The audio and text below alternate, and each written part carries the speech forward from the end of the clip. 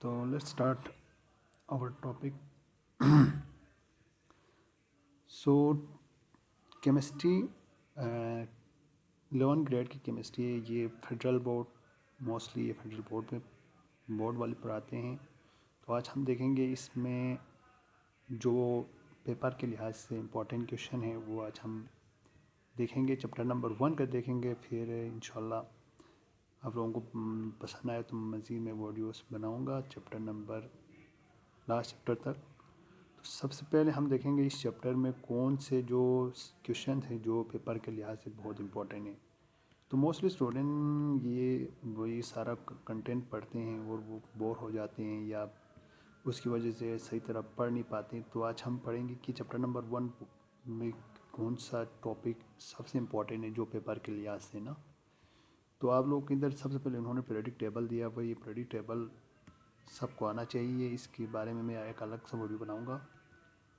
तो आज हम देखेंगे सबसे पहले चैप्टर नंबर 1 स्टीरियो केमिस्ट्री.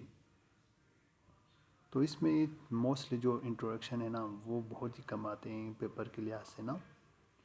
जो पेपर के लिहाज से बहुत इंपॉर्टेंट क्वेश्चन है मैं वो आप लोगों को बताऊंगा. सबसे पहले आते हैं मोल. मोल की डेफिनेशन बहुत ही कम आते हैं. आप छोटे बच्चे तो नहीं रहे कि मोल का डेफिनेशन दे दो या एवोगाड्रोस नंबर का डेफिनेशन दे दो. वो लोग पेपर में पूछते हैं कि मोल्स मास को मोल में किस तरह कन्वर्ट करना है या मोल को मास में किस तरह कन्वर्ट करना है. इस तरह का न्यूमेरिकल क्वेश्चन आते हैं. अब ये डेफिनेशन वगैरह बहुत ही कम आते हैं. तो आपको आना चाहिए कि मोल को मास में किस तरह कन्वर्ट करना है और मोल को मास में मास को मोल में किस तरह कन्वर्ट करना है वो सारा आना चाहिए. तो आगे जाके हम देखते हैं ये सबसे इम्पोर्टेंट यही हो गया. इसमें मोल कन्वर्जन एवोगाड्रोस नंबर का डेफिनेशन आ सकता है. मोस्ट 50% चांस है कि इसका आने के चांस ना. मोस्टली मोल कैलकुलेशन आना चाहिए. मोल को मास में मास को मोल में कन्वर्ट करना आना चाहिए. इस पूरे चैप्टर में पहला जो इम्पोर्टेंट क्वेश्चन है वो है यही है मोल वाला. अब दूसरा आते हैं परसेंटेज कंपोजिशन. इसका डेफिनेशन बहुत ही कम आते हैं. आपने क्या करना है आपने इधर से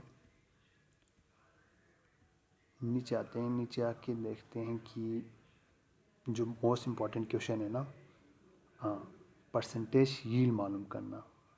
अब परसेंटेज ये 2 क्वेश्चन है. मैंने खुद ये ऑब्जर्व किया कि जो मोल कन्वर्जन है परसेंटेज यील्ड है ये मोस्टली पेपरों में यही रिपीट क्वेश्चन आते हैं फर्स्ट चैप्टर में से ना. तो परसेंटेज यील्ड मालूम करना. परसेंटेज यील्ड में किस तरह मालूम करते हैं एक्चुअल यील्ड थ्योरेटिकल यील्ड. अब एक्चुअल यील्ड किस तरह मालूम हमें पता चलेगा, थ्योरेटिकल यील्ड किस तरह पता चलेगा.